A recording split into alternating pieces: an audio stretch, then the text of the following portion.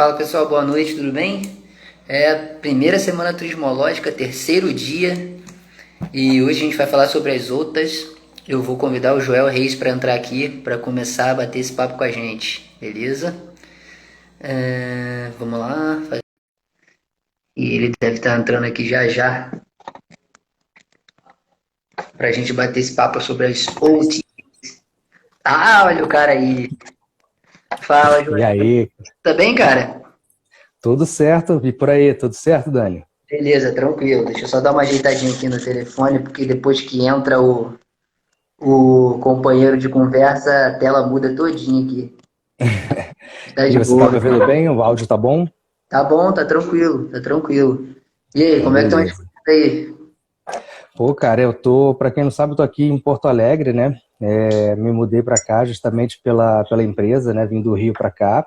E agora eu tô indo pra São Paulo também, né? Só que os planos foram paralisados momentaneamente aí por conta do corona. Mas, se Deus quiser, já já a gente tá em São Paulo aí, um pouquinho mais perto do pessoal no Rio, né? Beleza, cara. Pô, quanto tempo? Vou fazer uma breve explanação aqui sobre a semana turismológica e a gente já parte para o assunto foco. Essa é a Tranquilo. nossa primeira semana turismológica, a gente já queria ter feito uma semana assim há mais tempo, né? Fazendo um apanhado geral de diversas atividades do setor e tal. É, mas a gente precisou organizar com um pouquinho mais de tempo. Então, a gente na segunda-feira a gente começou falando sobre um tipo de tema, na terça um outro tipo de tema. Ontem a gente falou sobre, ontem foi com o Diogo, a gente falou sobre guiamento, né, e tecnologia, era um modelo de negócio inovador, guiamento e inovação. E hoje a gente vai falar sobre as outras OTAs, né, Joel, que é o métier que o Joel está agora, já há algum tempo, né? E vou passar a bola para ele se apresentar e falar um pouquinho sobre esse tema de modo introdutório aí. O Joel já trabalhou comigo e com o Diogo aqui da Turismológico durante algumas temporadas de cruzeiro, né? Foi lá onde a gente se conheceu. É, E agora a gente está um tempo sem se ver, porque ele se mudou nessa questão de trabalhar aí. Mas fala pra gente, Exato. Joel, se apresenta um pouquinho aí pro pessoal e pode falar já um pouquinho sobre esse tema específico das OTAs, como é que foi esse ano para esse modelo de negócio. Vamos bater nessa Beleza. bola aí, cara. Seja bem-vindo, obrigado por estar com a gente. Valeu, mano, Dani. Pra quem não sabe, esse cara aí, não só trabalhamos juntos, mas tive o prazer de ser também gerenciado, digamos assim, né, por essa fera aí. Daniel, fera brava já do Porto durante muito tempo. Trabalhamos juntos algumas temporadas, né, enfim, ele trabalhava no setor ou no outro, mas eventualmente a gente acabava também trabalhando junto em algumas outras operações. Então, esse cara aí é fera. Falando um pouquinho sobre OTA, né? O que seria o OTA, né? Online Travel Agency. Basicamente é como o próprio nome diz, né? É uma agência de viagem online, né? A gente tem três principais, né? São os três grandes no Brasil: Booking, Expedia e Decolar, né? São as três grandes OTAs que nós temos aí. E aí, depois dentro dessa subdivisão, né, aí a gente tem dentro da Expedia, tem várias e várias empresas, Hotels.com, enfim, várias outras, Orbitz, também tudo parte do grupo Expedia. Então é um mundo à parte, de fato, né? São gigantes do mercado e o que você falou em relação a esse ano, né, o tombo costuma ser proporcional ao tamanho, né? Então, sempre que você tem uma crise global, uma crise complexa como foi essa, a empresa sofre proporcionalmente ao tamanho. Então, obviamente, todas essas empresas acabaram sofrendo bastante também, né? Mas a gente vê aí já um crescimento constante nesse mercado de OTAs. Só para você ter uma ideia, em 2012, OTA era responsável por 8% de todas as reservas geradas no Brasil, né? 8%. E em 5 anos, né? Então, a gente está falando aí de 2017, foi uma pesquisa realizada em 2018 com dados de 2017. Então, a gente pulou de 2012 de 8% para 2017, né? 2018, para 18%. Então, foi um salto aí de 10% no período de 5 anos, né? Inclusive passando também o site direto do hotel, né? Que era o segundo maior share de vendas das reservas, né, pelos hóspedes, era no site do hotel, e hoje passou a ser, o segundo lugar passou a ser das OTAs. Cara, é um crescimento absurdo aí em 5, 6 anos, né? E isso sem a gente entrar em 10% de quantas pessoas seriam. Você tem ideia disso? Nesse levantamento fala 10% de quantos bilhões de pessoas no Brasil que consumiram o turismo, né, nesse caso. O aumento foi de 10%, então representou 18% total, né? Mas basicamente foi um total aqui, vendidos por OTA, foi 2 milhões, a gente está falando quase 3 milhões, 2,9 milhões de diárias vendidas naquele ano, né? Em 2017, que foi uma pesquisa consolidada em 2018. Então, certamente, a gente, nesse período de pandemia agora, de transformação do turismo, de todas as atividades, né, cara? Muita coisa sendo readaptada e criada para essa nova realidade aí. Provavelmente a gente vai ter uma subida maior ainda agora, ou tão considerável quanto, desse mercado, porque é a tendência, né, cara? Tudo se digitalizar aí devido à situação que a gente está vivendo agora. Então, você já falou aí basicamente dessa subida, mas esse ano especificamente, assim, o que você percebeu em termos do público e em termos de adequação do trabalho das OTAs mesmo? O que você vivenciou aí na tua rotina e como foi para se adaptar e quais foram as ações nesse sentido? Bom, então primeiro em relação até comportamento do consumidor mesmo, né? A gente percebeu que a janela de compras acabou ficando muito curta, né?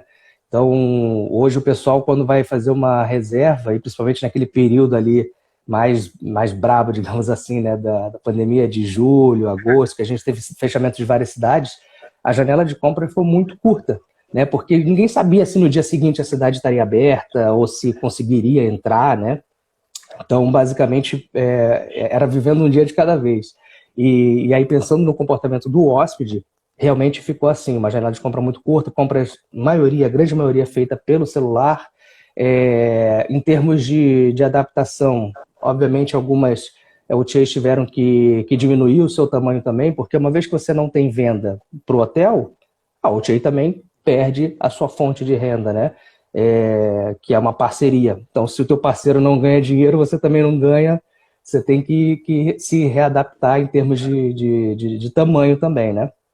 Isso aí todo mundo sofreu. Infelizmente, não teve quem não sofresse, mas, ao mesmo tempo, que a gente tem de esperança para frente é que, cara, hoje em dia é um mundo sem volta, né? A gente falava que o OTA é o futuro, tal, isso coisa de, sei lá, 5 anos atrás. E hoje em dia o futuro é agora, né? Já chegou. Então, basicamente, é pela facilidade também que o hóspede tem, né? Na hora de procurar, seja um voo, seja um aluguel de carro, seja um hotel, cara, é tudo muito fácil. É que nem a própria... O iFood, por exemplo, ele faz uma curadoria ali de pessoas que têm o serviço alimento, que tem o produto alimento para vender, com pessoas que querem comprar alimento.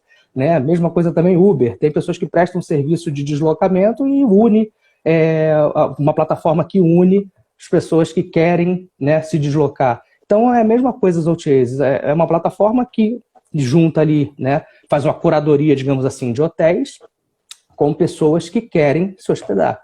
Né? Então eu acho que isso aí é um meio sem volta, porque facilita muito para o hóspede, ao invés dele ter que procurar na cidade, no site de cada hotel, por exemplo, ou então ver ali quais são os melhores hotéis na cidade, ele consegue ver isso numa única plataforma de uma forma fácil, tem as notas ali de avaliação, você consegue ver, né, qual o seu budget ali, então você consegue fazer mais ou menos ali, poxa, eu posso gastar até R$120, então vou procurar hotéis nesse preço, facilita muito. Então, por isso que teve uma adesão tão grande aí do público em geral às OTAs e, como eu falei, é um mundo, digamos assim, sem volta, né?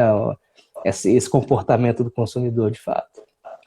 Cara, quero dar uma pausinha aqui para agradecer o pessoal que entrou aí, mesmo que tenha passado rápido. Caio Reis está sempre com a gente também, trabalha lá no Porto. Diogo, nosso irmão aí, tá nos assistindo. Ô, Diogão, um abraço. João Clarice Arruda também mandou um abraço aqui para nós aqui. Ô, Claire também. Claire, falou que ama essa dupla, mandou um bonequinho aqui com o coração. Renata Aredo, Edu Moreira BH. Ô, Tem mais Renato, gente aqui com a também gente, é. peraí, deixa eu dar uma olhadinha aqui. Edu Viva Moreira também estudou comigo, esse cara, hein? Então, aí, seja bem-vindo. Gabriela, Vivatur Turismo, enfim, a Adriana tá sempre conosco aqui. Vamos que vamos. Seguinte, cara, você falou uma coisa aí que eu achei muito importante. Você falou que a maioria das reservas foram feitas pelo celular. Uhum. Eu achei isso. Tudo bem que a gente sabe, a gente percebe que o celular não sai mais da mão e do bolso das pessoas, mas a reserva feita pelo celular é um dado importantíssimo, né, cara? Uhum. Porque além da plataforma te possibilitar essa série de possibilidades que você falou aí agora, do budget, de várias outras coisas, o cara pode estar na rua sem um notebook, pegar o celular e, de acordo com uma necessidade que ele tiver ali, ele fazer isso. Eu não tô acostumado a fazer assim, mas por isso que me chamou a atenção, entendeu? Você acha Uhum. que essa questão do telefone celular é uma crescente também? Você acha que as pessoas estão parando aí? Foge um pouco do turismo, mas você acha que é uma tendência ao uso do celular maior do que o uso de um desktop, por exemplo? Não tenho a menor dúvida disso. Não tenho a menor Ah, dúvida. Até pelo que eu te falei da janela de compra ter diminuído e a maioria das reservas serem ali com menos de 24 horas de check-in, falando de hotelaria só de uma forma geral, mas depois a gente consegue expandir para o restante também, para o macro. Mas basicamente o cara faz uma reserva ali já dentro da cidade, né? Essa reserva ela é feita pelo celular, porque ninguém vai abrir um computador no meio da praça para poder procurar um hotel ou, enfim, qualquer coisa do gênero. E o celular acabou sendo aí, hoje, a principal ferramenta, né, de muitos hotéis, assim, para receber reserva de fato. Para você ter ideia, tem cidades que o share de venda do celular é de 80% contra 20% de desktop. Então, 8 de cada 10 reservas vêm pelo celular. É muita coisa. E aí, quando você expande isso aí para o macro também, você vê aí diversas pesquisas dizendo que, até por ter tido esse aumento de compra durante esse período aí da pandemia, comprar online, né, quero dizer, você vê que uma boa parte dessas compras foram feitas pelo celular. Aí eu não tenho o número exatamente, porque eu não vi, mas tenho certeza que se você procurar, você vai encontrar ali um número bem expressivo de compras feitas pelo celular, por aplicativo, ou direto no site da loja, mas utilizando o device celular, né? cara, é incrível, né? Só comprova como a tecnologia vai estar cada vez mais presente a ponto de a gente de meios tradicionais virem cada vez mais a se tornar obsoletos, né, cara? Uhum. Então, pô, você já se apresentou, já falou sobre turismo e pandemia, já falou como afetou o negócio. Cara, é muita coisa acontecendo ao mesmo tempo, né? E são diversas transformações ocorrendo ao mesmo tempo. Aí me veio um questionamento com relação a agências de viagem menores, tá? É, que também estão se colocando no meio digital e buscando se equiparar, né, nessa questão das ferramentas de busca, dessas possibilidades aí de fazer tudo online e tal. Você acha que as grandes OTAs elas vão acabar com as agências pequenas? Ou você acha que ainda tem demanda para que as agências pequenas sobrevivam e se mantenham a médio e a longo prazo? Esse negócio de acabar, eu acho que não, cara. Falaram a mesma coisa que a televisão ia acabar com o rádio quando surgiu a televisão, que, sei lá, o Kindle ia acabar com o jornal, e jornal em folha, né, impresso tá aí. É questão mesmo de se readequar, se readaptar, né? Muitas coisas de fato acabaram. Por exemplo, a máquina digital acabou com a Fuji, por exemplo, né? Aquele rolinho de filme dos antigos aí, garotada nova nem sabe. Mas né, a gente que é antigo sabe. É, então essas agências elas têm mesmo que se adaptar.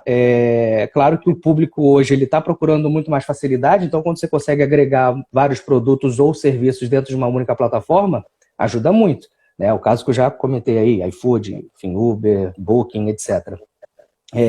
Então, se essas agências, digamos assim, pequenas, por menores que sejam, mas se elas se adequarem e tiverem um site responsivo, um site mobile responsivo, tiverem planejamento mesmo no mundo online, porque não é só pegar o site, fazer e jogar lá e divulgar, não é só isso, é muito mais complexo, eles com certeza vão conseguir sim viver nesse mundo bem competitivo que a gente vive hoje, mas hoje a estratégia digital, não só para agências, mas para qualquer negócio que seja, e aí pegando no meu mundo aqui, até a hotelaria mesmo, o cara que hoje não tem um site ou que ele não está em uma OTA, cara, ele está fora totalmente da realidade, entendeu? Fora desse mundo virtual que hoje responde por uma boa quantidade das vendas e me arrisco a dizer a maioria das vendas em algumas cidades específicas.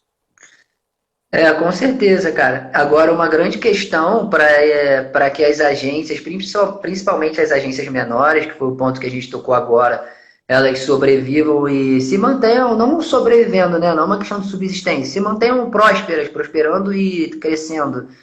É que quando você passa a oferecer esse tipo de serviço, você tem que manter ele de fato funcionando, né, cara? Fazer as adequações, fazer com que ele funcione. Se você oferta um site responsivo, se você oferta uma conversa, né, um site, uma questão daquela de serviço de WhatsApp, se você se propõe a isso, você tem que fazer com que isso aconteça de fato, né? Porque acontece muito da gente ver em diversos tipos de negócios, não só de turismo, empresas oferecendo esse tipo de serviço, mas o serviço está lá, só que de fato, na hora de ocorrer, ele não acontece, né? Eu mesmo ontem tive problema com questão de transportadora, que ela oferecia esse serviço de um suporte pelo WhatsApp, de você fechar o negócio todo ali pelo WhatsApp, só que eu fiquei desde sexta-feira até ontem para tentar resolver, não resolvi, busquei uma outra que resolveu de ontem para hoje. Então, numa próxima oportunidade, qual das duas eu vou buscar? Aqui, em menos de 24 horas, resolveu o meu problema. Sendo que as duas se propuseram a fazer aquela prestação de serviço naquela mesma tecnologia, porém, uma me ofertou, só que de nenhuma maneira ela me atendeu. Então, eu acho isso, que as agências pequenas, por diversas questões, incluindo a questão financeira, a questão de um volume de mão de obra menor, mais enxuto, elas, quando migrarem para esse esquema de OTAs, elas têm que, de fato, fazer com que esses serviços ocorram, né, cara? Porque senão é jogar contra o próprio time, né? Mais ou menos por aí que você pensa? É exatamente isso, cara. Eu, por exemplo, em 2014 trabalhei para uma operadora e visitava as agências de viagem, né? E a operadora vendia para as agências que, por sua vez, repassava para o cliente final. Isso foi em 2014. Fiquei até 2015 lá. E aos pouquinhos eu já via, primeiro, a diminuição, né, do público que comprava com essas agências mais tradicionais, assim, e basicamente hoje só sobreviveram aqueles caras que se adequaram, de fato, ao mercado, à realidade que a gente vive atualmente.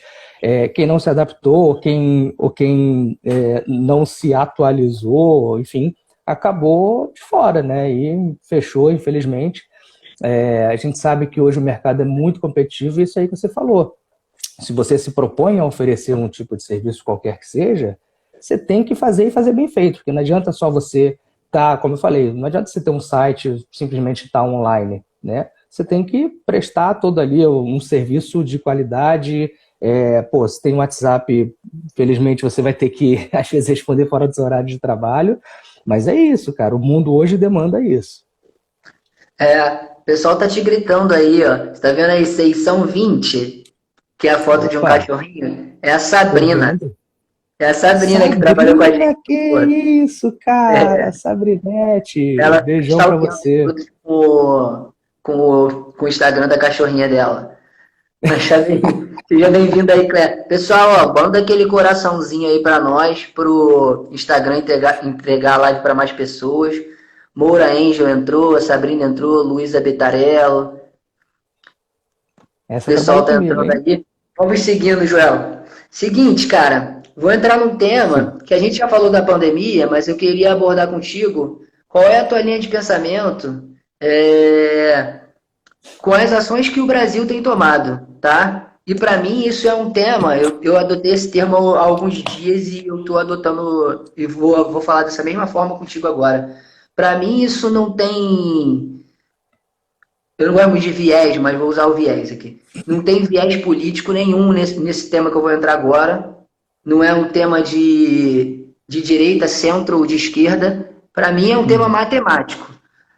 A questão da pandemia, as ações que o Brasil está tendo frente à pandemia. A gente sabe que o governo federal tem uma postura perante a pandemia de minimizar as questões da pandemia, né? Isso aí, você sendo a favor do governo ou não, essa é a posição do governo, né? E eu queria saber o que você acha, cara, da postura do Brasil e quanto isso pode afetar. Eu acho que essa é uma questão matemática, é esse o termo que eu venho usando há alguns dias. Por que matemática? Porque é muito fácil, você vê a conta do lado de fora, quantos países vão passar a exigir que os seus turistas, né, que as pessoas que estão indo visitar esse determinado país, já tenham a vacina. A gente já vê diversas movimentações acontecendo nesse sentido. E quantos turistas vão deixar de vir para o Brasil porque no Brasil uma parcela absurda da sua população não está vacinada? Então a matemática entra aí, entendeu? A gente vai ter o turismo nacional como um todo, tanto emissivo, né, mandando os passageiros para fora do país, quanto receptivo, muito prejudicado, aqui na opinião interna da Turismológico, tanto minha quanto do Diogo, se o Brasil, dentro das próximas semanas aí, não se movimentar de modo mais efetivo com relação à compra, à produção e ao processo de vacinação como um todo. Eu queria saber o que você pensa disso em termos de afetar o turismo mesmo, entendeu? Dessa postura do governo de não se posicionar de modo a concretizar um sistema de vacinação e como isso vai vir a afetar o turismo como um todo, assim, numa opinião bem particular tua mesmo. Tranquilo. A Clara até já falou um negócio aí que o Brasil vai ser barrado em 2021, né?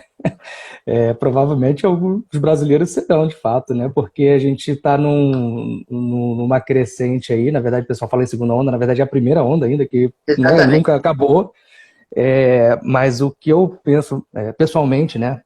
Já que você pediu opinião pessoal, basta a gente ver aí países nos que tiveram os piores números em termos de mortes, né? Estados Unidos e Brasil, só para citar dois deles, né? Daí a gente já tira uma conclusão de acordo com o que pensa cada governo desses dois países, né? Mas, enfim, de fato, a gente precisa correr atrás aí do prejuízo. Eu até vi no começo ali algumas ações que poderiam dar certo. A gente via ali em abril, quando o Mandetta ainda era o ministro da Saúde, propondo algumas ações que de fato vinham de acordo com o que dizia a ciência, mas aí depois a gente começa a ver o governo federal indo num lado oposto, e aí a população nesse meio sem saber o que fazer, porque a população quer receber, né, informação. E aí você tem informação de um lado que diz uma coisa e do outro lado que diz outra coisa completamente diferente, completamente oposto. E aí você acaba, né, numa situação como a gente está hoje, aí, com mais de 170, quase 170 mil mortos, ou um pouco mais, né, se não me engano, 170 mil. E aí você vê países também como a China, como a Índia, China com 2 bilhões de pessoas, a Índia com 1,5 bilhão, e com um número de mortes bem inferior ao nosso, que temos aí 210 milhões. Mas realmente a gente vai ter que correr atrás. O turismo, principalmente o receptivo, ele pode sofrer muito, que aí outras pessoas que vêm de fora podem, né, acabar procurando lugares que estão com a pandemia mais controlada ou que já estão recebendo vacinação, como é o caso da Inglaterra. Começou ontem, né, a vacinação na Inglaterra. E a gente está ainda brigando aí para saber se a vacina vai ser chinesa ou inglesa, ou enfim, ou o que seja, né? A gente ainda está nessa briga aí, disputa primária, que diz muito do que é o nosso governo, infelizmente. Cara, então assim, já para te tirar da corrente, da linha de pensamento política, vou falar da matemática, é simples. O governo tem que parar, analisar e pensar. Vamos dizer que a gente estivesse lá no Ministério do Turismo, né? fôssemos nós dois lá, ministros do turismo lá, um assistente do outro, enfim. Qual seria a minha postura? Eu vou olhar para fora do país, vou ver os meus vizinhos e vou ver principalmente os principais países que visitam o Brasil, né? Vou ver quais são os turistas de que países que mais visitam o Brasil. São esses aqui. Quais são as posturas que esses países estão adotando com relação à vacinação e exigências que eles estão fazendo ou anunciando que virão a fazer para serem visitados e receberem visitantes. E aí entra a matemática. A grande maioria está apontando para a necessidade da vacina e de um comprovante de vacinação futuramente para se entrar lá.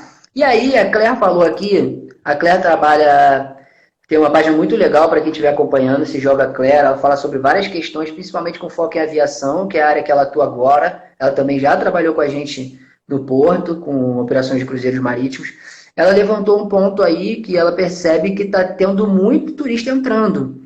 E aí isso converge um pouco com o que o Diogo, daqui da Turismológico, vem falando já há algum tempo, alguns meses, inclusive numa live que a Clarice fez com ele aqui, que a nossa moeda, por ser uma moeda perante outras, como a Libra na Inglaterra, o dólar e o euro, como a nossa moeda é fraca, a gente pode ter uma demanda de turistas que trabalhem e que recebam nessas outras moedas que eu citei, né, Libra, dólar e euro, e algumas outras moedas que sejam mais fortes que o real, uma demanda grande desses turistas. E aí você citou a Inglaterra. E você tocou nesse ponto da Inglaterra juntamente com esse ponto que a Clarice falou, de ter muita gente entrando. E aí eu pensei, bom, de repente a gente não vai sofrer tanto com essa questão de turismo receptivo, porque muitos países lá fora já terão sua população vacinada, e essa população, como já vai estar vacinada, vai se sentir segura para visitar um outro país, mesmo que a população desse país, que seja o destino dela, não esteja sendo vacinada, porque o cara já vai estar, teoricamente, imunizado ali, pelo menos em 93%, 94%, de acordo com a maioria das pesquisas das vacinas, né? A gente tem uma maneira de pensar diferenciada que eu não tinha parado para analisar. Uhum. Não, faz todo sentido, certamente isso aí. E o que eu penso, né, é que é muito difícil a gente fazer qualquer tipo de previsão hoje, né? Porque, na verdade, a gente tem aí um futuro totalmente incerto, né? E, cara, qualquer tipo de coisa que a gente fale é achismo, né?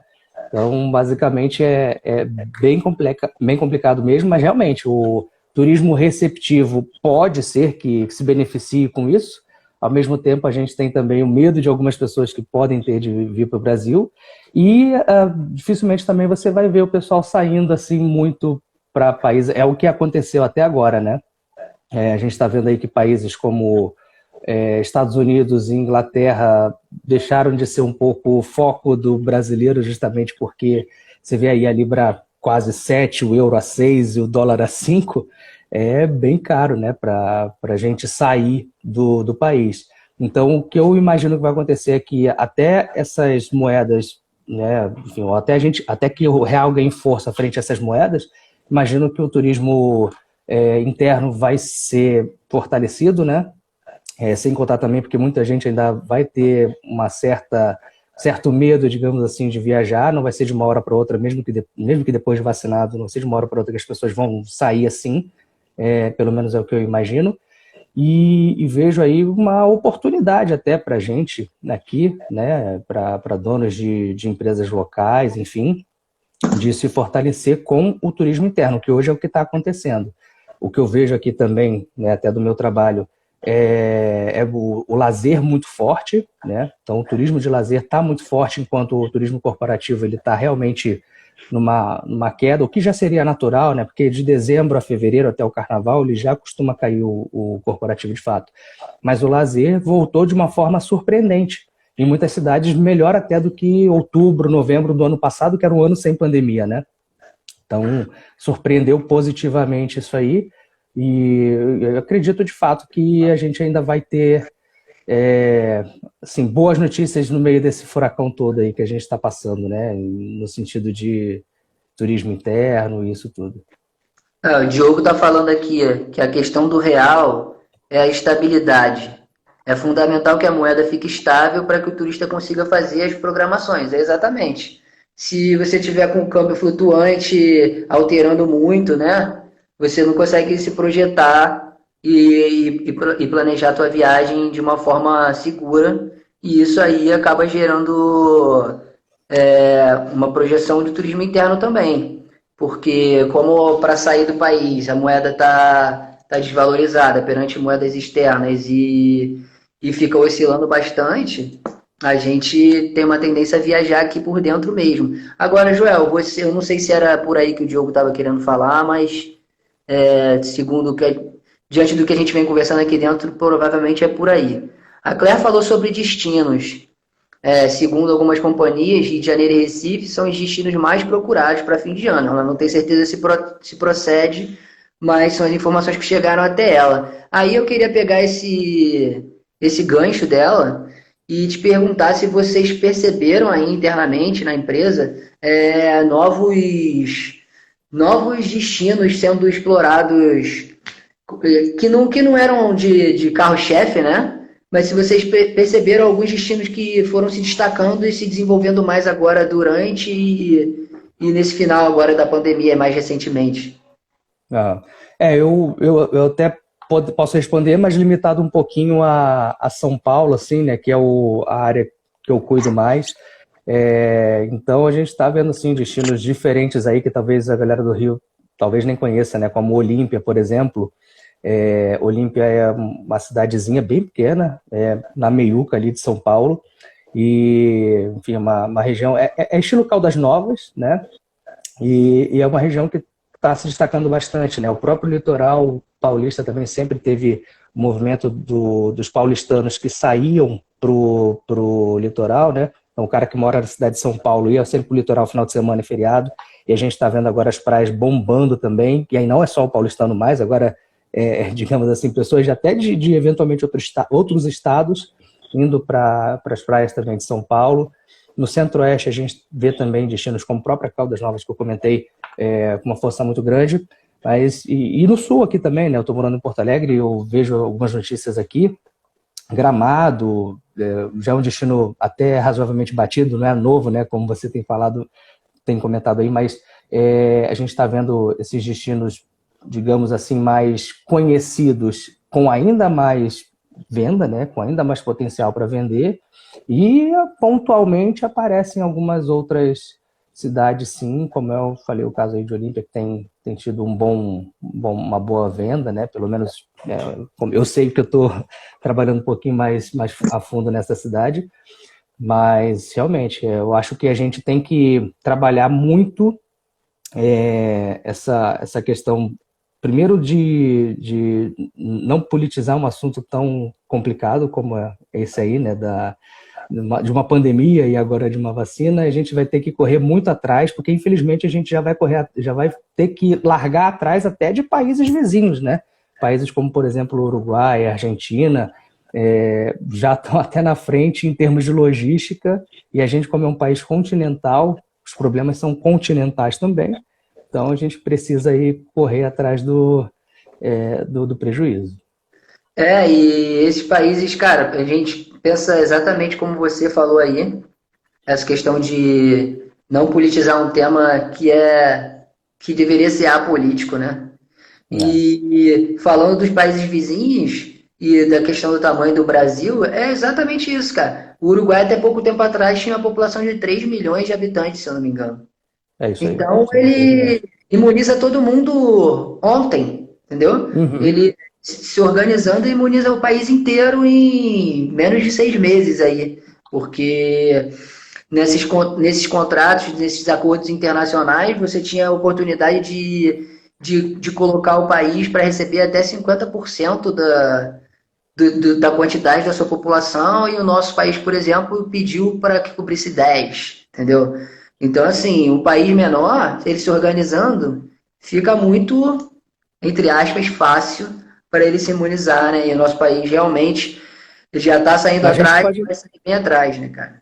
A gente pode até falar também de países grandes. Eu estava vendo hoje uma reportagem que o Canadá, eu não lembro agora qual é a população do Canadá, mas tinha comprado vacina que era o suficiente para imunizar 5 vezes o tamanho da população do Canadá. Né? E outra coisa também que foi surreal é que 14%, os países ricos têm 14% da população, né, mundial, só que esses 14% da população mundial foram responsáveis aí por quase 60% das compras das vacinas, né? Então os países ricos estão comprando muito, os pobres aí não tem muito o que fazer porque realmente não tem bala na agulha para isso.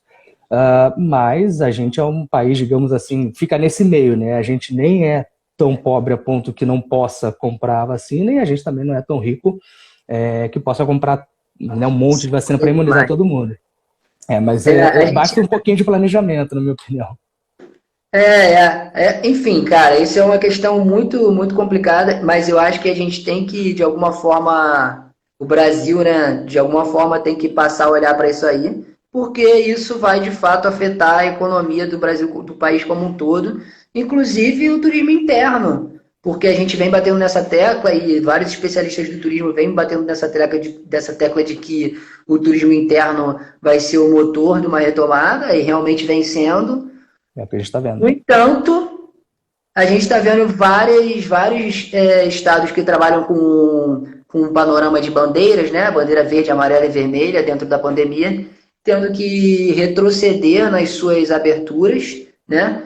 O Rio Grande do Sul, o sul inteiro tá com alta, 18 estados anteontem estavam com alta de casos de mortes, então isso tudo prejudica o turismo interno. Quando você retrocede numa bandeira, e isso eu estou falando dos estados que têm essa classificação de bandeiras, porque muitos, como o Rio de Janeiro, não tem, né? E aí piora muito mais para se fazer uma análise mais concreta sobre as ações. Até a prefeitura aqui agora que vai entrar prometeu que vai utilizar aquele sistema pelo celular, de saber onde estão as aglomerações e tal, que São Paulo vem utilizando, ou utilizou no início da pandemia, não sei se agora eles continuam utilizando lá, mas a questão é essa, cara, o turismo interno também vai ser muito prejudicado e paralisado, e isso gera muito transtorno, principalmente para a ponta, né, e para o início das viagens, o que eu estou querendo dizer? Para a ponta são os hotéis, as atrações locais, né, parques e outros atrativos, e no início da compra para as agências de viagens, seja low chase ou não, né, porque eu aposto que vocês tiveram vários estresses aí com relação a cancelamento, reagendamento, esse tipo de coisa, principalmente nos primeiros 2, 3 meses da pandemia. E isso é bem possível de continuar acontecendo enquanto a gente não tiver uma estabilidade com relação à vacinação e essas coisas.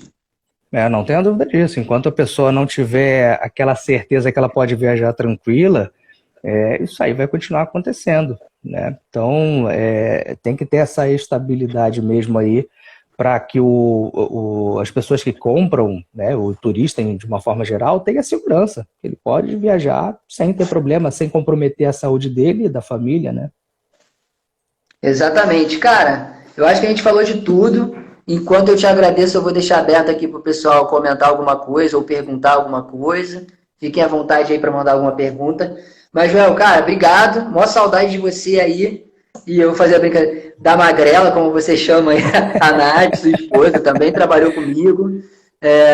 Quando a gente der um pulinho aí com mais calma no sul, pro ano que vem, a gente combina de se ver. Eu e o Diogo, nós fomos a Gramado em novembro, que a gente foi no Festoures, né? Nós fomos no Festoures, na feira de turismo de Gramado. E foi num período que a pandemia estava mais em baixa, né? E logo depois que a gente voltou, umas 3 semanas depois, as questões de contaminação voltaram a subir bastante. Mas é isso, cara. Muito obrigado. Certamente a gente vai te chamar para bater esse papo de novo. Foi super válido. A gente vai transformar esse bate-papo no podcast, que sai toda sexta-feira. E, pô, se despede aí da galera. Brigadão, cara. E até a próxima.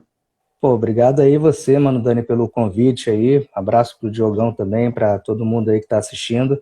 A gente ainda basicamente abordou só a pontinha, né, do iceberg ali. Esse assunto aí de OTA, venda online, enfim, é bem extenso, bem complexo. Você tem aí, além das OTAs, as operadoras online, você tem, enfim, brokers, terciários, quaternários, é bem complexo. Um dia a gente pode depois falar sobre isso também. E até uma dica aí para a galera que é da área aí do turismo, que de repente tem interesse em conhecer um pouquinho mais. Cara, a área é super aberta, não só para quem é do turismo, tá? É aberta para todo mundo, porque essas empresas todas aí que eu citei, Booking, Expedia e tal, são empresas de tecnologia, não são empresas de turismo, né? A Booking, por exemplo, ela não é uma empresa de hotelaria, né? É uma empresa da indústria tecnológica. É claro que você ter um background ali da área de turismo vai te ajudar, de repente, a conseguir alguma coisa e tal, mas é uma área bem, bem interessante aí também, que eu, pessoalmente, quando saí da faculdade, nunca passou pela minha cabeça, né, trabalhar numa digamos assim, empresa online, e hoje em dia eu estou bem feliz e, como eu falei, é um aprendizado diário, é bastante coisa, e estou aí aberto a qualquer coisa aí que vocês precisem, estamos à disposição. Abração para todo mundo aí. Tamo junto. Falou, Joel. Obrigado, meu camarada. A gente se fala em off aqui, vou me despedir de você. Obrigado a todo mundo que ficou. Quem não segue o Joel, siga lá. Apesar dele não ter esse trabalho online igual a gente tem aqui, é um cara que, pô, certamente vai estar à disposição de vocês aí do turismo, galera de faculdade que acompanha a gente aqui também para trocar alguma ideia e tirar alguma dúvida. E o pessoal que veio do Joel para assistir hoje, por favor, se puderem seguir aqui a Turismológico, toda semana a gente tem bastante tema variado sobre turismo, com foco em cruzeiros marítimos também. Inclusive a live de amanhã do quarto dia é interna aqui, eu e Diogo falando sobre as possibilidades dos cruzeiros marítimos para o próximo ano. Joel, obrigado, cara. Um abraço a todo mundo que ficou e até a próxima aí, gente. Valeu, abraço, gente. Tudo de bom.